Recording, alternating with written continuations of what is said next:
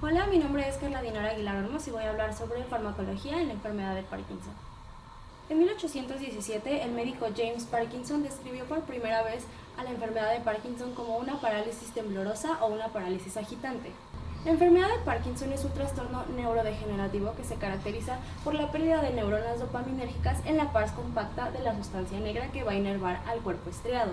Sus principales manifestaciones clínicas son bradicinesias, que es una lentitud o una escasez de movimiento, rigidez muscular, temblor en reposo, que por lo general suele disminuir durante el movimiento voluntario y es algo más o menos así, y también deterioro del equilibrio postural que conduce a alteraciones de la marcha o incluso puede causar caídas. Las causas de la enfermedad de Parkinson aún no son bien conocidas, sin embargo la evidencia apunta a que se relaciona con el envejecimiento, con factores genéticos y con exposiciones ambientales a ciertos pesticidas, es decir, es multifactorial. El sello patológico de la enfermedad de Parkinson es la pérdida de neuronas dopaminérgicas con la aparición de cuerpos de Lewy, que son inclusiones intracitoplasmáticas que tienen como principal componente a la alfa-sinucleína, una proteína muy abundante en el sistema nervioso central. Han surgido varias hipótesis del porqué de esta degeneración neuronal y entre ellas se habla sobre mutaciones en el gen que codifica a la alfa-sinucleína y entre otras. El diagnóstico de la enfermedad de Parkinson es clínico, se hace con historia clínica y con exploración física. También hay algunos criterios que nos ayudan a acercarnos a este diagnóstico, como por ejemplo la respuesta al tratamiento con levodopa, entre muchos otros. Es importante mencionar que el diagnóstico definitivo de la enfermedad de Parkinson se hace post-mortem, porque es cuando se pueden visualizar estas características neuropatológicas que ya mencioné. Hablemos sobre fisiopatología en la enfermedad de Parkinson. La dopamina es un neurotransmisor que tiene un núcleo catecol unido a una etiloamina y es por esto que es de la familia de las catecolaminas junto con noradrenalina.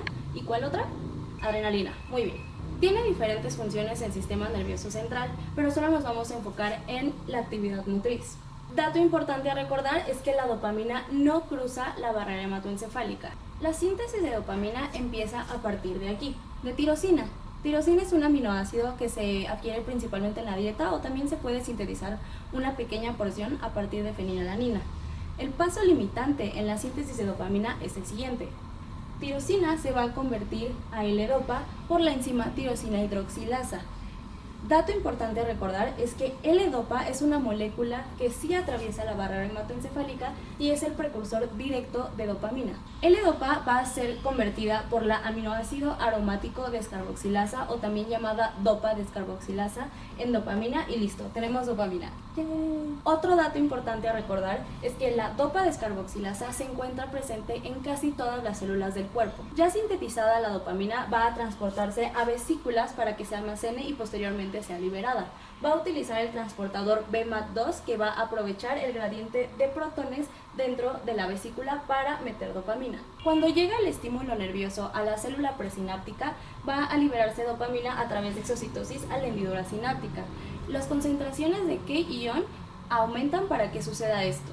De calcio, perfecto. Cuando la dopamina se libera, va a activar los receptores dopaminérgicos, que son 5 divididos en dos subfamilias, la familia D1 y la familia D2. Solo nos vamos a concentrar en el receptor D1 y en el receptor D2 porque son los que se expresan en el cuerpo estriado. El receptor D1 está acoplado a proteína GS, por lo tanto las concentraciones de K estarían aumentando.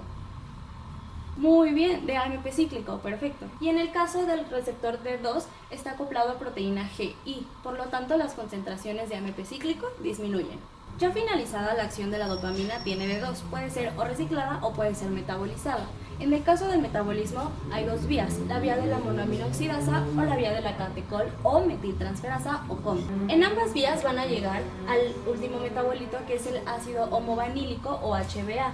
Este es el principal metabolito de dopamina en orina. Dato importante a recordar, la monoaminoxidasa tiene dos isoformas, la MAO-A y la MAO-B. La MAO-B es la que está presente sobre todo en el sistema nervioso central. Eso es en el caso del metabolismo, pero también puede ser recapturada usando el transportador de dopamina que está fuera de la hendidura sináptica y va a utilizar iones de sodio para meter dopamina a la célula presináptica y pueda ser o reciclada nuevamente, o sea, almacenada, o pueda ser metabolizada. El metabolismo también sucede en la célula postsináptica. Hay tres vías principales de dopamina en el sistema nervioso central, pero solo nos vamos a enfocar en la vía nigroestriada, que es el tracto dopaminérgico más largo y con mayor cantidad de dopamina en todo el sistema nervioso central. Su función es regular el movimiento y va desde la sustancia negra hasta el cuerpo estriado, que es el caudado y el putamen, exacto. Las deficiencias en esta vía son las que principalmente se observan en la enfermedad de Parkinson. El cuerpo estriado es parte de los ganglios basales o núcleos de la base, que son unas estructuras neuroanatómicas que tienen como función regular el movimiento voluntario, pero no directamente. ¿Cómo se imaginan que sería esto? Algo así, exactamente. Van a recibir información de la corteza y también de la vía nigroestriada, van a procesarla dependiendo si hay aportes dopaminérgicos suficientes o no, y van a regresarla hacia el tálamo, hacia la corteza, para que la corteza mande señales a la médula espinal y al tronco encefálico también.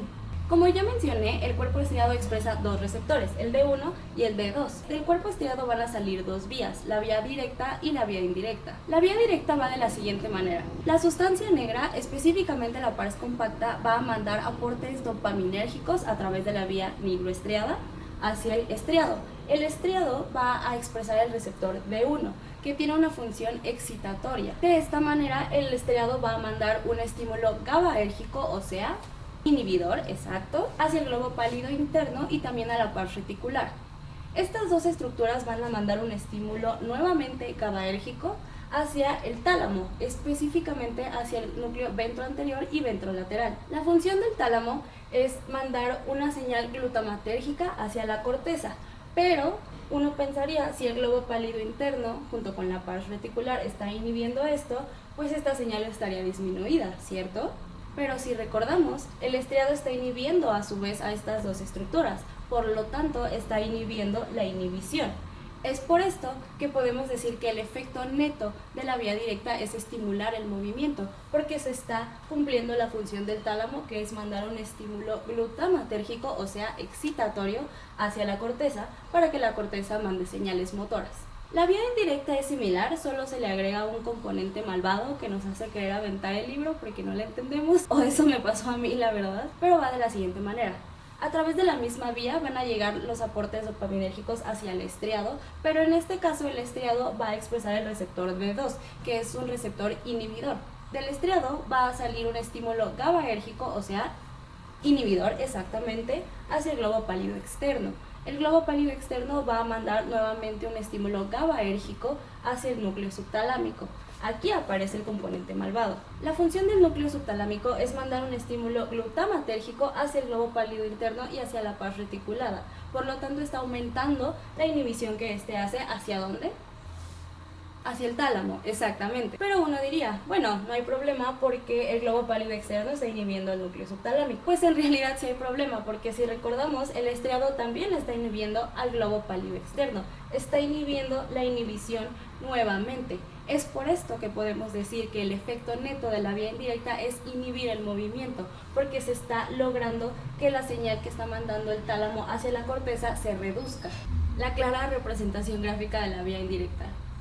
Estos dos mecanismos que acabo de mencionar son en un paciente sano, por lo tanto, ¿qué vía estaría predominando en un paciente sano? Perfecto, exacto, la vía directa, porque es la que se encarga de estimular el movimiento. En el caso de un paciente con Parkinson, la vía nigroestriada está dañada, no están llegando los aportes dopaminérgicos suficientes al núcleo estriado. No hay nadie que está activando al D1 para que estimule la vía directa y no hay nadie que esté activando al D2 para que inhiba la vía indirecta. Por lo tanto, ¿qué vía podríamos inferir que está predominando en el caso de un paciente con Parkinson?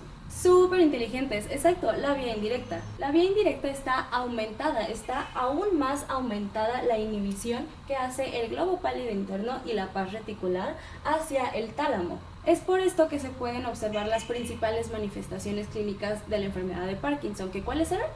Bradicinesia, muy bien, rigidez muscular, punto extra, y temblor en reposo. Genios, denles su título. Ahora hablemos sobre el tratamiento farmacológico. Es importante mencionar que esta enfermedad es progresiva e irreversible. Los fármacos que se usan para su tratamiento farmacológico son para tratamiento sintomatológico, es decir, no detienen la progresión de esta enfermedad.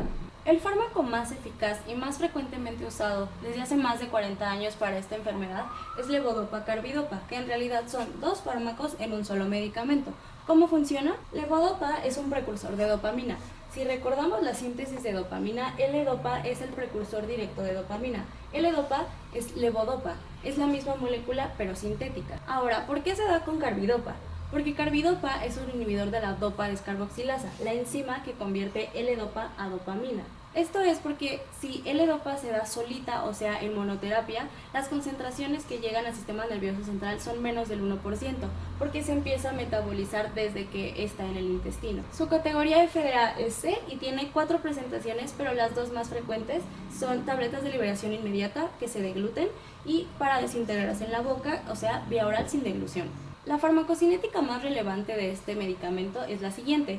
En intestino y en la barrera hematoencefálica, levodopa va a utilizar un transportador de aminoácidos aromáticos. Por lo tanto, una comida alta en proteínas, ¿en qué afectarían su absorción? Exactamente, retrasarían su absorción porque los aminoácidos compiten con levodopa. Tiene una Tmax de media a 2 horas, su tiempo de vida media es de 1 a 3 horas y la duración de su efecto es de 6 a 8 horas. En el caso de carbidopa, aquí viene más magia. No va a cruzar la barrera hematoencefálica, es por esto que solo afecta la síntesis de L-dopa a dopamina en la periferia, no va a afectar que se convierta a dopamina cruzando la barrera hematoencefálica. Tiene un tiempo de vida media de 2 horas y su eliminación es renal 30%. Las indicaciones de este medicamento son para enfermedad de Parkinson, principalmente se usa para síntomas moderados a graves y para parkinsonismo. Los efectos adversos de levodopa-carbidopa son las principales limitaciones en su uso. Se presenta el fenómeno on-off o wearing off, o también llamado activo-inactivo, que consiste en 2 periodos diferentes. El fenómeno off es un periodo de bloqueo del fármaco en donde no hay un efecto beneficioso de parte del fármaco y se presentan los signos y síntomas. El fenómeno on es un periodo en donde sí hay un efecto beneficioso del fármaco, pero se pueden presentar discinesias, que son movimientos involuntarios excesivos, sobre todo en cuello y extremidades, y pueden llegar a ser incapacitantes. Esto se relaciona a las concentraciones de dopamina y a que hay un proceso de tolerancia y de sensibilización. También se presentan trastornos del control de impulsos, alucinaciones y confusión y náuseas. Los inhibidores de la MAO no selectivos están contraindicados porque pueden causar crisis hipertensivas. El siguiente fármaco es pramipexol.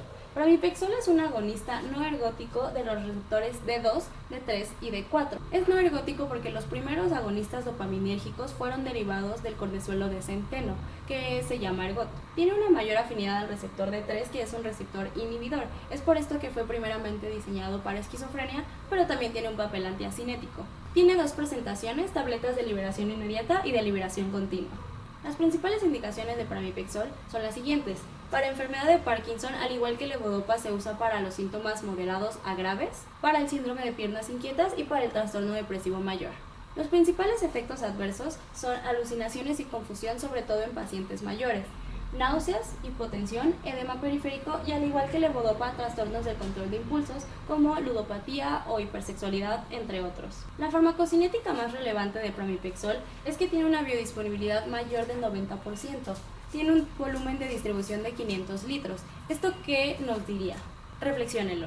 Tiene un tiempo de vida media de 12 horas en pacientes mayores, su eliminación es renal 90% sin cambios y aparte tiene un aclaramiento de 400 mililitros por minuto. ¿Esto qué significaría? Reflexionenlo también. El último fármaco que veremos es selegilina. Selegilina es un inhibidor selectivo de la MAO-B. Si recordamos, el metabolismo de la dopamina incluye a la monoaminoxidasa, que tenía 2 isoformas, la A y la B. La MAO-B es la responsable del 80% del metabolismo de dopamina en el sistema nervioso central. ¿Para qué queremos inhibirla? Para que aumenten las concentraciones de dopamina. Tiene 3 presentaciones, tabletas de liberación inmediata, o sea que se degluten, tabletas de desintegración oral y tiene una presentación de parche transdérmico. Algo importante a mencionar es que no afecta el metabolismo periférico de las catecolaminas porque no afecta a la MAO-A, que es la que se encarga también del metabolismo de dopamina en la periferia. Es por esto que no presenta el efecto del queso. Sí, del queso, que consiste en una potencialización letal de las catecolaminas. Esto se observa en pacientes que tienen administrados IMAO no selectivos y que consumen aminas simpático-miméticas como la tiramina, por ejemplo, que están presentes en quesos y vinos. La farmacocinética relevante de selegilina es la siguiente. Tiene una mayor biodisponibilidad en tabletas sin deglución y al contrario, los alimentos aumentan la biodisponibilidad de las tabletas con deglución. El metabolismo es hepático extenso.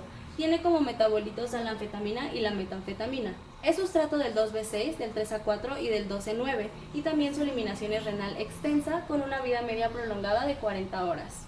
Las principales indicaciones son las siguientes. Para enfermedad de Parkinson como un coadyuvante a la terapia ya administrada con levodopa, esto es porque aumenta la eficacia de este fármaco. También suele usarse para las primeras etapas de esta enfermedad y también se usa para trastorno depresivo mayor. Tiene muchas contraindicaciones porque es sustrato de varios CYPs. La meperidina, el tramadol, la metadona, el propoxifeno, el dextrometorfano, la hierba de San Juan y la ciclobenzaprina son las principales contraindicaciones. En la literatura también se maneja que los inhibidores selectivos de la recaptura de serotonina y los antidepresivos tricíclicos también están contraindicados porque pueden llegar a causar síndrome serotoninérgico. Los principales efectos adversos son insomnio, ansiedad y confusión, sobre todo en pacientes mayores. Esto es por los metabolitos anfetamina y metanfetamina a los que se metabolizó. Muchas gracias por su atención, eso ha sido todo.